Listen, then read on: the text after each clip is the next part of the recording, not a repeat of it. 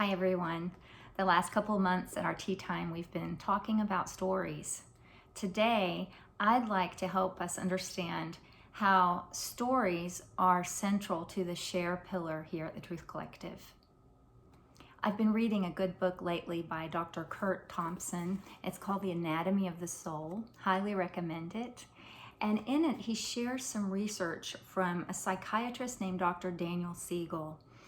Dr. Siegel has been helping us understand how recent research and recent findings in neuroscience are showing us how attachment and neuroscience are really helping people and what stories have to do with that. In quoting him, Dr. Thompson says, in particular, Siegel said that an important part of how people change, not just their experiences, but also their brains, is through the process of telling their stories to an empathetic listener.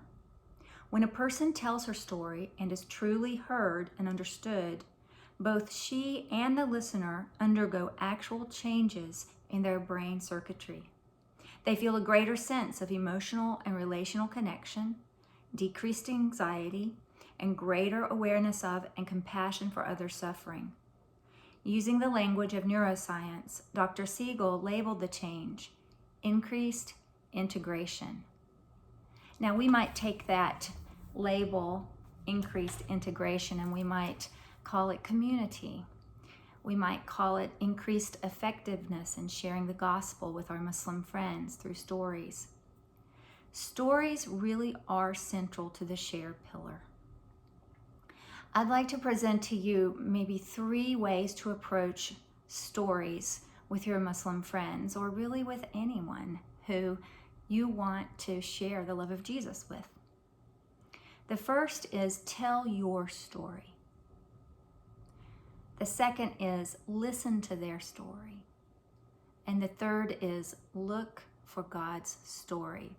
I want you to imagine with me for a moment a thick book. And the title of the book on the front cover is God's Great Story. And inside you have these 3 chapters, these 3 sections, 3 parts. Part 1, tell your story. Where I grew up in the mountains of North Carolina, we called this testifying.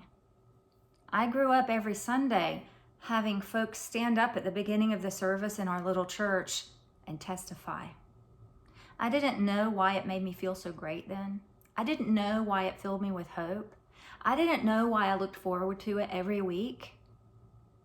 But now, as I study more of the field of what's called neurotheology and neuroscience, and psychiatrists like Dr. Siegel are helping us understand how those things are creating healing connections in our brains when we hear these stories, testifying of what God has done in our lives. So part 1 of this great book is tell your story. Don't be shy. Think about it.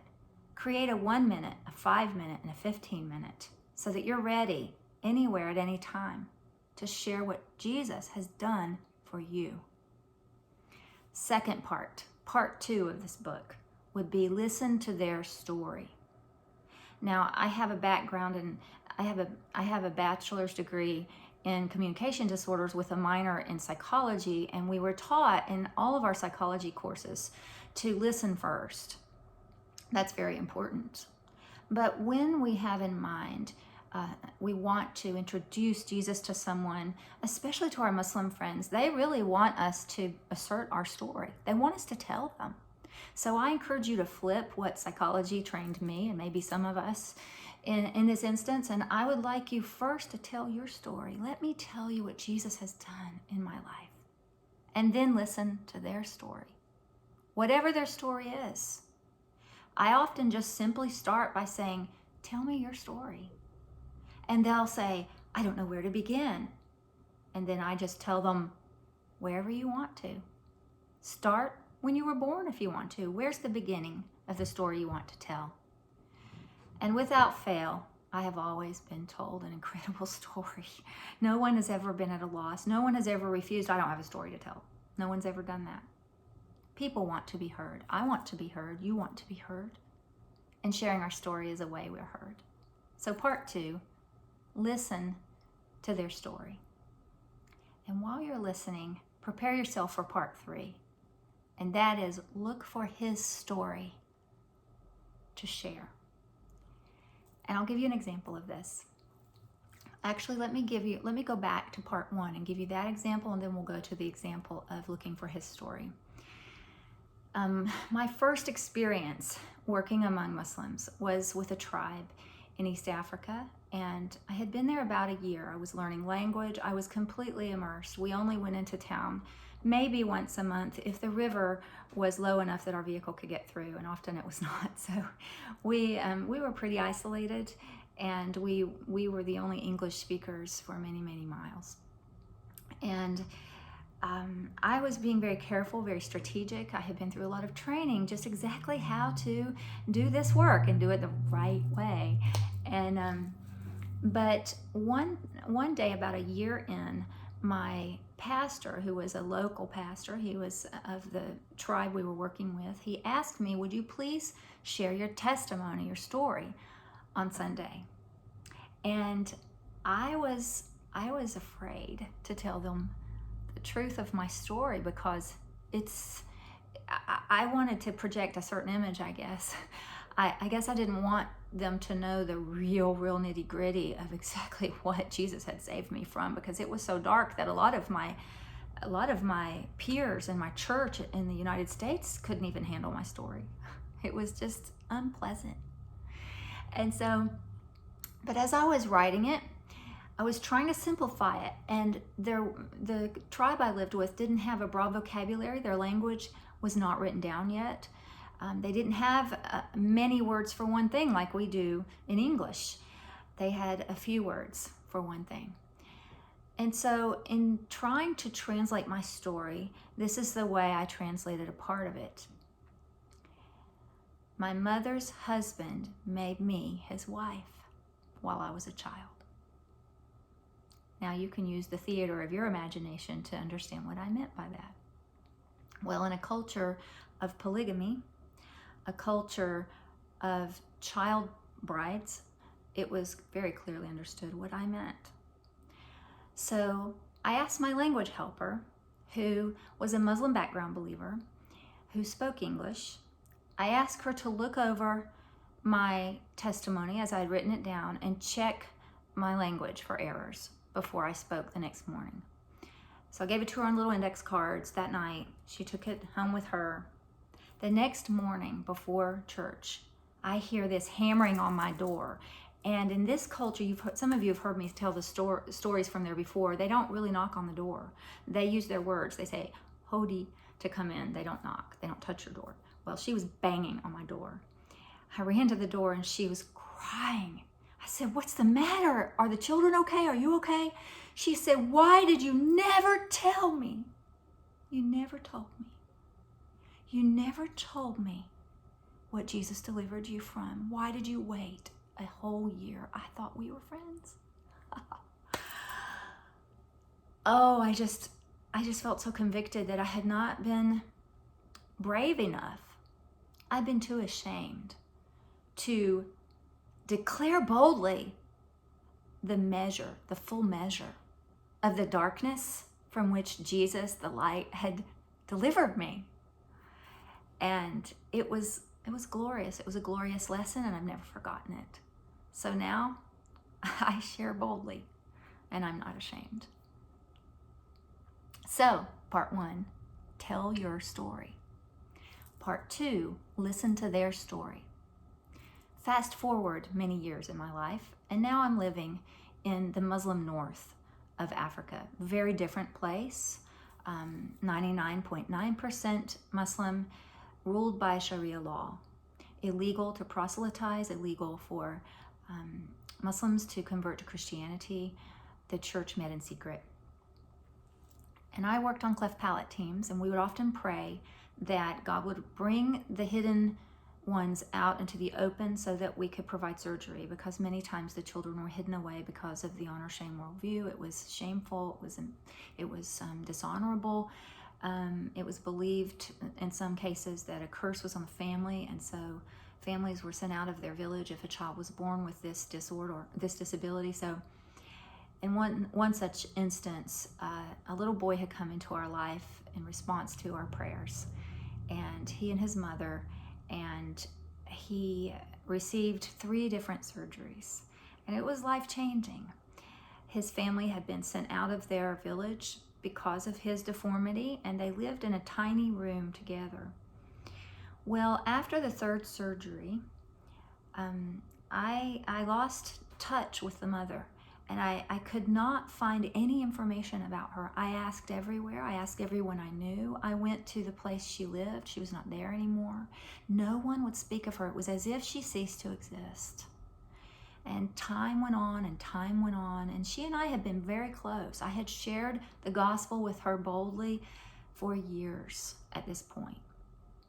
And one day I was walking down the street, and I passed a woman, and we caught each other's eye. And I knew it was her, but it didn't look like her. The eyes were her, but she was so visibly changed. I couldn't believe it was her. And I whispered under my breath, Nadia. And she looked at me, she said, "It's me." I said, "Will you come to my house for tea?" Because I was longing to know. I was so happy to see her. I wanted to know if she was okay, because she clearly didn't look okay. And you have to understand, previously, she would never come to my house. She felt, because I had provided surgery for her child, she held me in this high place of patronage as a patron, a place of honor. She felt she was too indebted to ever walk into my home, although I'd invited her many times. But this day, she said, "Sure, I'll come." And I knew something, that was my second clue, something's really wrong. So she came in, we sat down, and she said, "I'll tell you everything. I have no honor left. Let me just tell you everything that's happened." And her story came spilling out. She told me, and you have to remember, I'd already done part 1 with her for many years, sharing the gospel, right?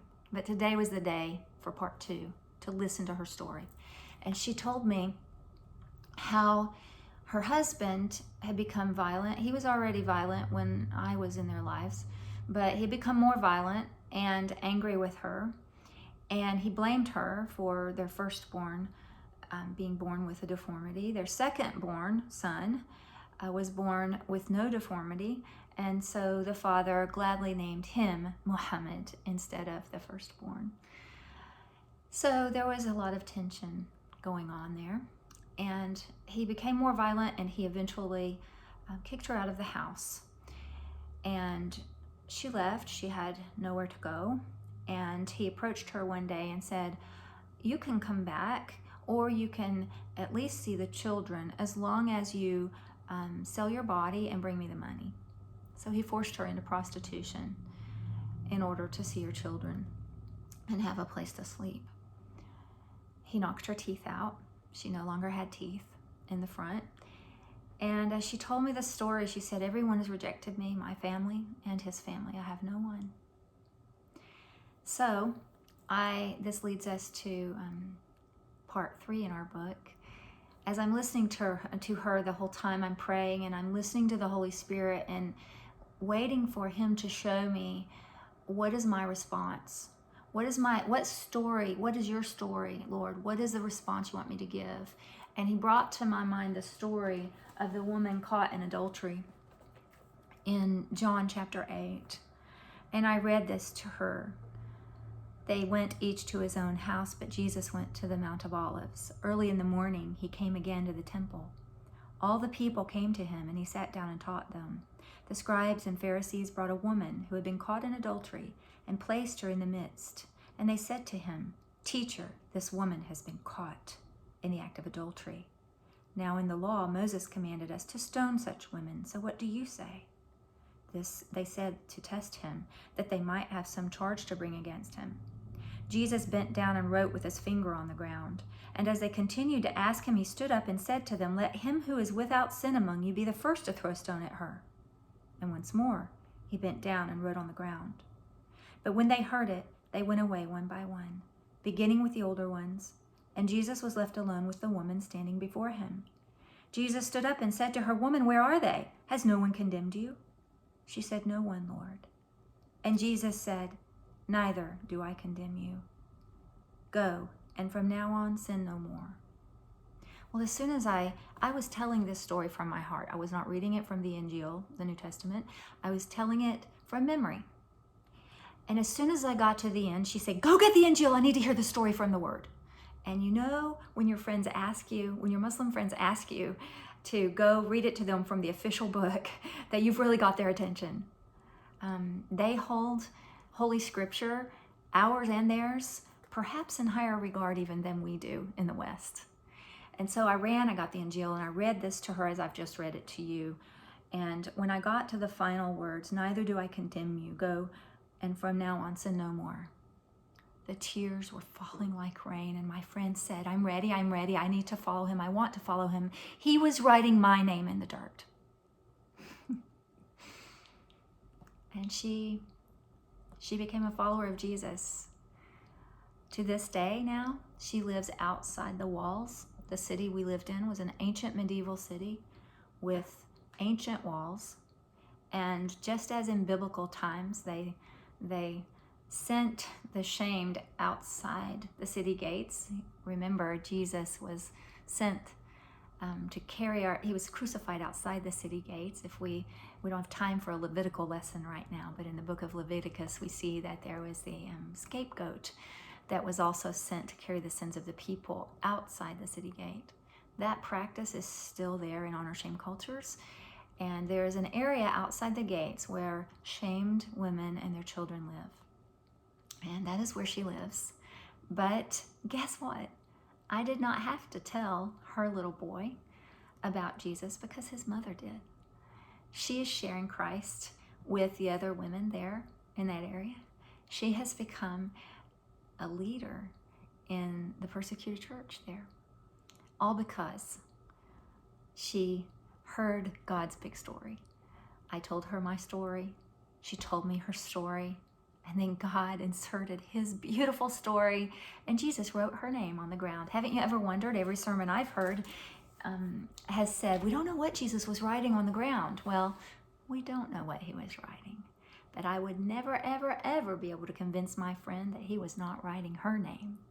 That is what she believes. So I hope that in your groups today, you'll take some time to do part 1, 2, and 3 with each other. Tell your story. Listen to one another's story and look for his story. And go out and be bold and courageous. We have an incredible God. We have an incredible story to tell, and all of our stories are part of his big narrative in the world. So, go for it, and I look forward to seeing you next time.